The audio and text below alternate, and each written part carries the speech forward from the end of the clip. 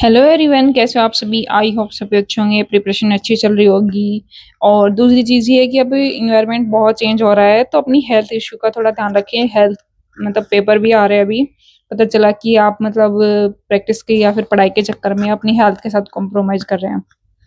तो आज के दिन की शुरुआत मैंने सबसे पहले की थी न्यूज़पेपर रीडिंग से। न्यूज़पेपर रीडिंग में था कि अब सी न्यूज़पेपर में कुछ इतना आता नहीं है, तो मैंने सोचा कि न्यूज़पेपर को स्किप कर देती हूँ। लेकिन बाद में जब मैंने देखा था कि इकोनॉमी बेस्ड आर्टिकल आया हुआ था, बहुत अच्छा था। तो जो हमारा जीडीपी है ना, उसपे उसकी ग्रोथ को लेके मतलब कंट्रोवर्सी चल रही थी उसके अंदर कि कैसे कैसे उस पर वर्क करना चाहिए, कैसे कैसे क्या करना चाहिए, और हमारी इकोनॉमी कितनी ग्रोथ कर रही है, कौन सी नंबर पे है। ये सब सारे डाटा उसके अंदर दिए हुए थे कि हमें मतलब ये हमारी अभी ग्रोथ चल रही है और आने वाले फ्यूचर में हम थर्ड नंबर पे पहुंच जाएंगे।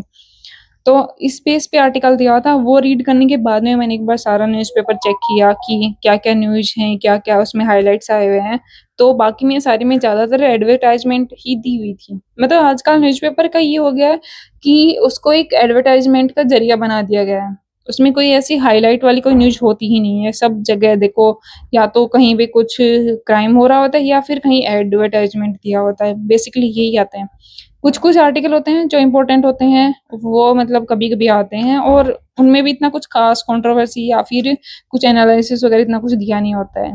दिया होता है वो मतलब अलग लेवल पे ही दिया होता है। तो वो करने के बाद में मैंने स्टार्ट की थी जो विशाल सर की क्लास की जो पीडीएफ है, वो एरर वाली।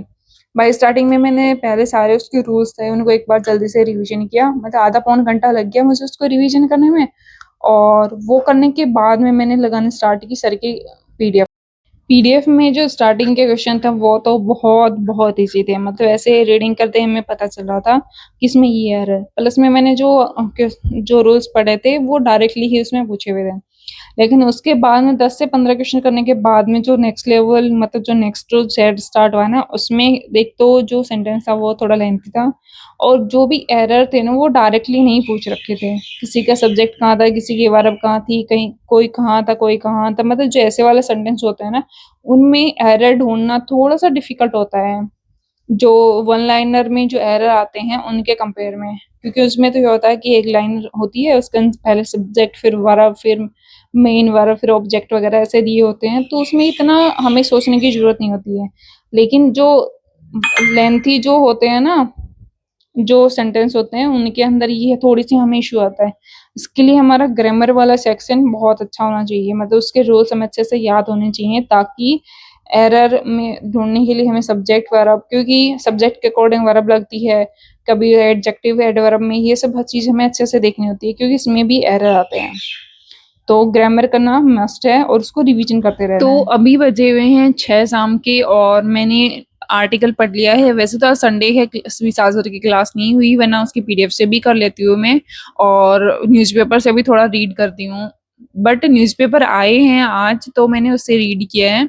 उसमें आर्टिकल तो नहीं आया, वैसे जो न्यूज़ आई हुई थी वो उन्हीं से मैंने थोड़ा सा उसको रीड किया है। उसके अलावा मैंने की है जो करंट अफेयर की क्लास होती है, वीकली वाली जो क्लास होती है अभिजीत सर की, वो क्या है उससे कंप्लीट मैंने रिवीजन कर लिया है। और उसके बाद मैंने स्टार्ट की है एरर की जो पीडीएफ थी, वो स्टार्ट की मैंने। सर ने कल करवाई थी वो क्लास, कल मैं कर नहीं पाई थी क्योंकि मेरा शेड्यूल पहले से मैंने जो बना रखा था वो मुझे कंप्लीट करना था। तो सर की मैंने आज पीडीएफ कंप्लीट की क्योंकि आज संडे था, कोई क्लासेस वगैरह भी नहीं थी। तो वो सारी पीडी कंप्लीट मैंने कर ली है। और उसमें से क्वेश्चन इतने अच्छे अच्छे हैं, मतलब सारे कॉन्सेप्ट मेरे जो भी थे वो सारे क्लियर हो गए हैं। और दूसरी बात, जो भी सर ने रूल्स करवाए थे ना वो भी सारे इम्प्लीमेंट हो रहे हैं। मैंने पहले एक बार रूल्स को रिवाइज किया, उसके बाद में मैंने पीडीएफ लगाई कंप्लीट। और आप बिलीव नहीं करोगे, मतलब मोस्टली क्वेश्चंस मैंने खुद से अटेम्प्ट कर लिए। उसमें ये है कि उसमें हिंट नहीं दिया हुआ था। मतलब एक पेज पे क्वेश्चन है, दूसरे पे ऑप्शन है, मतलब उसका सॉल्यूशन है, तो हमें हिंट भी नहीं मिलता। दूसरा सर बता देते हैं कभी कभी तो उससे हिंट मिल जाता है, तो वो ऑप्शन भी नहीं है। कमेंट देख ले तो वो ऑप्शन भी नहीं है।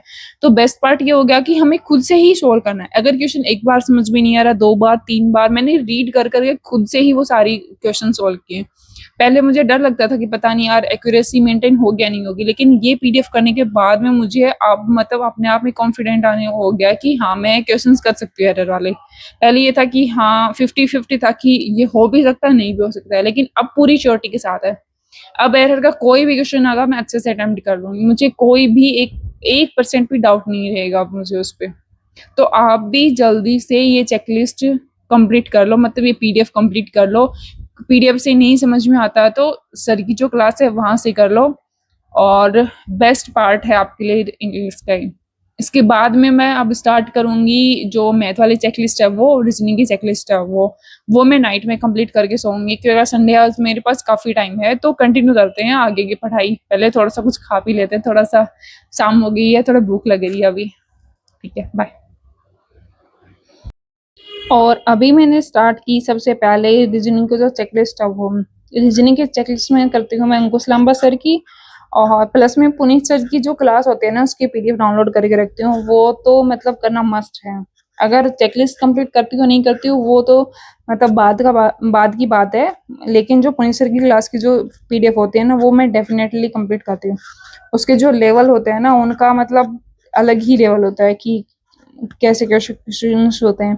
मतलब बहुत छोटे-छोटे क्वेश्चंस दिए होते हैं, लेकिन मतलब उनमें इतना पजल कर देते हैं कि समझ में नहीं आता कि हमें कितनी पॉसिबिलिटी लेनी है, कितना क्या लेना है, तो दिमाग बहुत क्रिएटिव हो जाता है उससे। और मतलब एक माइंड को मतलब डायरेक्शन मिलती है कि हाँ, ये ऐसे-ऐसे हमें करना है ये। पजल्स को करने का न्यू-न्यू मेथड पता चलता है कि हाँ, ऐसे-ऐसे। कभी-कभी तो ये है कि पजल इतनी हार्ड होती है कि क्लास से देख के पता करना होता है कि क्ला इस पजल को करना कैसे है हम। ऐसे-ऐसे पजल्स भी सर करवाते हैं। मतलब ये नहीं कि ईज़ी-ईज़ी करवाते रहते हैं, क्योंकि हमें पीओ भी क्लियर करना होता है और मेंस में भी हमें क्वेश्चंस करने होते हैं, पजल के भी करने होते हैं। तो अगर ईज़ी-ईज़ी करवाते रहेंगे तो हमें क्या कौन-सा आरआरबी के और या फिर जो प्रीलिम्स के एग्ज़ाम है, वो ही थोड़ी क्लियर करने हैं। और वो करने के बाद में मैंने स्टार्ट की थी जो मैथ की पीडीएफ है, मतलब जो चेकलिस्ट है वो स्टार्ट की। उसमें जो रॉन्ग सीरीज वाले हैं ना वो क्वेश्चन स्टार्ट किए, क्योंकि अब से ये हो रहा था कि कभी कभी वो स्किप हो रहे थे, तो मैंने सोचा कि पहले आज उन्हीं से स्टार्ट करती हूँ। मतलब ये होता है कि लास्ट डे जो सेक्शन या तो बच जाता है या फिर जो स्किप हो जाता है ना, मैं नेक्स्ट डे उसी से स्टार्ट करती हूँ, ताकि कोई भी सेक्शन मेरा वीक नहीं रहे, सारे पे मैं अच्छे से काम करूँ, क्योंकि हर एक सेक्शन अपने आप में एक इम्पोर्टेंस रखता है। तो इसलिए जो सीरीज वाला सेक्शन था वो कभी-कभी स्किप हो रहा था मेरे से, तो मैंने सोचा आज पहले उसी को स्टार्ट करूँगी। उसके बाद में मैंने डीआई वाला सेक्शन किया, और डीआई वाला कंप्लीट करने के बाद में मैंने किया था अरिथमेटिक वाला सेक्शन। अरिथमेटिक वाले सेक्शन में मतलब अब 20 क्वेश्चन के अप्रॉक्स थे, और उसमें से मैंने 17 क्वेश्चन बना लिए थे। 3 क्वेश्चन मेरे गलत हुए। मैं तो ऐसे करती हूँ, क्वेश्चन किया, उसका आंसर लिखा, और फिर बाद में उसको मैच करती हूँ कि वो हो रहा है, नहीं हो रहा है, और जो क्वेश्चन गलत होते हैं ना उनको दोबारा से ट्राई करती हूँ। बट पता है कभी-कभी ये होता है कि जब हम करते हैं ना क्वेश्चंस, तो पता नहीं कहाँ क्या लिख देते हैं, कहाँ क्या कैलकुलेशन कर देते हैं, तो कुछ समझ में नहीं आता है। तो इसलिए पूरा क्वेश्चन मुझे दोबारा से करना पड़ता है। लेकिन ये होता है कि क्वेश्चंस को रिपीट करने से उसमें जो मिस्टेक्स होते हैं ना वो इम्प्रूव हो जाती हैं। तो इसलिए मैं सोचा कि क्वेश्चन नहीं मिला तो उसको स्किप कर देते हैं, नेक्स्ट में कर लेंगे। और इस क्वेश्चन को खुद से दोबारा से ट्राई करके देखो कि हाँ, मैंने क्या मिस्टेक की होगी और यहाँ पे क्या इसका सॉल्यूशन दिया हुआ है। तो कुछ-कुछ चीज़ें हमें खुद से इम्प्रूव करनी होती है। और दूसरी बात है कि अभी एसबीआई कलर का मतलब यही चल रहा है कि 15,000 के प्लस उसकी वैकेंसीज़ आने वाली हैं। तो बी रेडी, रेडी हो जाओ उस चीज़ के लिए जो वेट कर रहे हैं एसबीआई कलर का, क्योंकि अब की बार कॉम्पिटिशन बहुत हाई लेवल का होने वाला है। और वो कंप्लीट करते-करते मुझे बज गए 11, और यहीं की मैंने आज के दिन की